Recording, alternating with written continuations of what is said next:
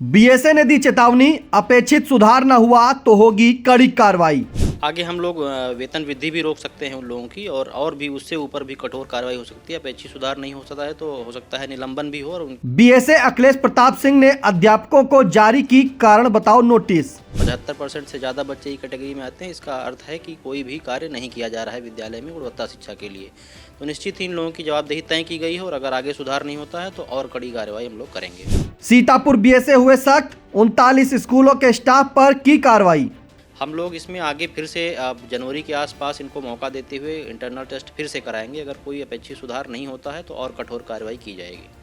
निपुण assessment test में बच्चों ने नहीं किया मानक अनुरूप प्रदर्शन। लगभग 76,000 बच्चे ऐसे हैं जिन्होंने ई कैटेगरी हासिल किया है। लगभग 3,90,000 बच्चों ने परीक्षा दिया था। तो ई कैटेगरी लगभग 40% से भी कम अंक प्राप्त किया है उन्होंने। 50% से कम बच्चों वाले विद्यालयों को किया गया चयनित। ऐसे सभी विद्यालयों को चिन्हित किया गया है जहां 50% से ज़्यादा बच्चे ई कैटेगरी में थे। उन सभी को शौकाज जारी किया गया है। बेसिक स्कूलों के छात्र छात्राओं के लिए आयोजित निपुण असेसमेंट टेस्ट में मानक अनुरूप प्रदर्शन न कर पाने वाले छात्र छात्राओं के प्रधानाध्यापकों और संबंधित स्टाफ को सीतापुर बीएसए ने कारण बताओ नोटिस जारी की है। हम सीतापुर बीएसए अखिलेश प्रताप सिंह से जानकारी करते हैं कि जिले में कुल कितने बच्चे ऐसे हैं जिन्होंने निपुण असेसमेंट टेस्ट में मानक अनुरूप प्रदर्शन नहीं किया है और जो उनसे संबंधित शिक्षक शिक्षिकाएं और प्रधानाध्यापक हैं उन पर क्या कार्रवाई की है। तो सर, जिले में कितने ऐसे छात्र छात्राएं हैं जिन्होंने मानक के अनुरूप प्रदर्शन नहीं किया है? लगभग 76,000 बच्चे ऐसे हैं जिन्होंने ई कैटेगरी हासिल किया है। लगभग 3,90,000 बच्चों ने परीक्षा दिया था। तो ई कैटेगरी लगभग 40% से भी कम अंक प्राप्त किया है उन्होंने।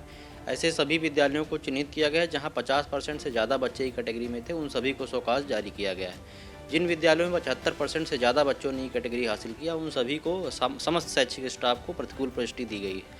हम लोग इसमें आगे फिर से जनवरी के आसपास इनको मौका देते हुए इंटरनल टेस्ट फिर से कराएंगे। अगर कोई अपेक्षित सुधार नहीं होता है तो और कठोर कार्रवाई की जाएगी। सर, कितने विद्यालय ऐसे हैं जिनके बच्चों ने 75% या उससे ऊपर जो है ये ग्रेड ई पाया हुआ है? 39 विद्यालय ऐसे निकल कर आए हैं और जो कि बहुत गंभीर विषय है, क्योंकि अगर 75% से ज़्यादा बच्चे ई कैटेगरी में आते हैं इसका अर्थ है कि कोई भी कार्य नहीं किया जा रहा है विद्यालय में गुणवत्ता शिक्षा के लिए। तो निश्चित ही इन लोगों की जवाबदेही तय की गई है और अगर आगे सुधार नहीं होता है तो और कड़ी कार्रवाई हम लोग करेंगे। क्या सर, कार्रवाई में क्या आगे और कार्रवाई करने की चेतावनी जारी करेंगे? आगे हम लोग वेतन वृद्धि भी रोक सकते हैं उन लोगों की और भी उससे ऊपर भी कठोर कार्रवाई हो सकती है। अपेक्षित सुधार नहीं हो सकता है तो हो सकता है निलंबन भी हो और उनके विद्यालय भी चेंज हो। तो सभी के लिए है, जो लोग हमारे समस्त विद्यालयों के लिए जहां अपेक्षित सुधार नहीं हुआ है और निपुण की संख्या कम है निपुण बच्चों की, उन सभी के लिए है कि अगर उनका प्रदर्शन नहीं सुधरता है अगले टेस्ट तक तो हम लोग निश्चित ही सभी का जवाबदेही तय करेंगे।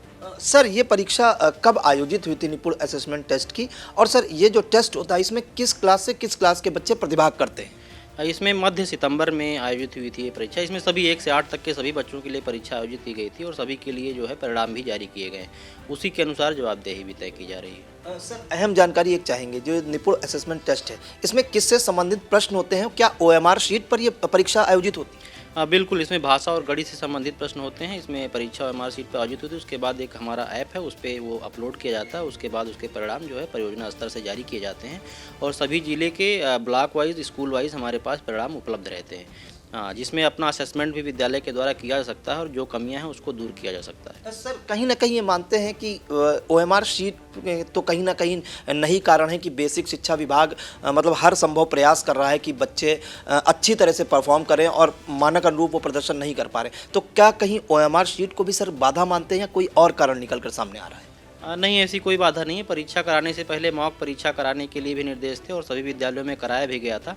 और क्योंकि शिक्षक उसमें मदद करते हैं, ऐसा नहीं है कि बच्चों को स्वयं करना पड़ता है। बच्चों से पूछकर बच्चों का असेसमेंट करने के बाद शिक्षक भी उसको भर सकते हैं। बस ये है कि बच्चों की जो वास्तविक गुणवत्ता है, जो वास्तविक रूप से बच्चे प्रदर्शन कर रहे हैं वही भरना है उसमें। तो ऐसी कोई बाधा नहीं है। जी बिल्कुल। तो हमारे साथ सीतापुर बीएसए अखिलेश प्रताप सिंह जी थे, जिन्होंने जानकारी दी है कि निपुण जो असेसमेंट टेस्ट होता है उसमें जो ग्रेड ई या जिसे कहते हैं कि 40% से जो कम बच्चे नंबर पाए हैं और उसमें जो 75% या उससे अधिक वाले बच्चे हैं, जिन विद्यालयों में 75% या कहीं कहीं 100% भी बच्चे ऐसे हैं जिन्होंने ग्रेड ई पाया हुआ है, ऐसे स्टाफ को कारण बताओ नोटिस जारी की गई है और उससे पहले एक अहम जानकारी दी है कि वो लोग फिर से एक परीक्षा आयोजित कराएंगे निपुण असेसमेंट टेस्ट से पहले, और उसमें उनको बच्चों को जिन्होंने मानक अनुरूप प्रदर्शन नहीं किया है उन्हें फिर से अगली परीक्षा में बैठने के लिए तैयार करेंगे, और उसके बाद भी अगर कहीं चूक होती है या इस तरह की लापरवाही सामने आती है तो इससे भी बड़ी कार्रवाई की जाएगी। सीतापुर से आई इंडिया के लिए कैमरा पर्सन हसन गोगा के साथ प्रियांशु मिश्रा।